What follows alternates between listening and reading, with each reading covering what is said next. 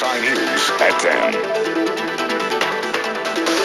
Hundreds of anti-abortion demonstrators gathered in the nation's capital today to mark the 34th anniversary of Roe versus Wade, the landmark U.S. Supreme Court decision that legalized abortion. President Bush addressed the crowd through a telephone call. Mr. Bush said every person, including the unborn, has a right to life. On the other side, abortion rights activists held a candlelight vigil on the steps of the Supreme Court. The 34-year-old history of Roe versus Wade has all too often been a bloody one. People have been murdered by anti-abortion extremists, and some rallies over the years have turned into riots. But KUSI's Doug Curley found there may be a new spirit of cooperation between the two sides in the battle. The battle between the pro-life and the pro-choice sides has often been just that, a battle. In fact, a war. Doctors have been murdered for performing abortions, clinics have been bombed, and people killed. The extremists on both sides of the issue have more or less been in control of the agenda. Now, things may be changing for the better, or at least the quieter. The pro-life forces say their main interest is in drastically reducing the number of abortions. Well, so is Planned Parenthood's. In fact, the two sides in this debate may have more in common than they do separating them.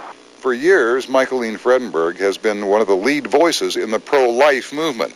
She and a growing percentage of the movement are now calling for a massive reduction in abortions, not the total elimination. According to Fredenberg, the causes of abortion need to be eliminated.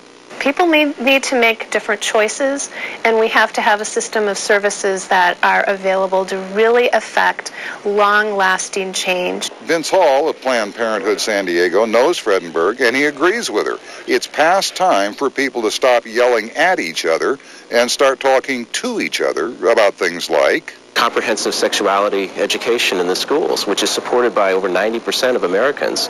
It includes contraceptive care for women, regardless of their ability to pay.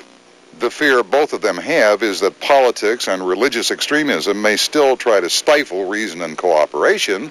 That said, both were heartened by the twin political realities of the re-election defeat of the rabidly anti-abortion Kansas Attorney General and the 2-to-1 margin by which South Dakota voters repealed the nation's strictest anti-abortion law.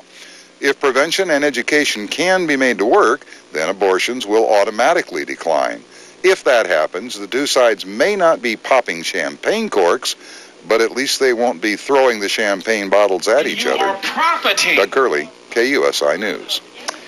Students and faculty members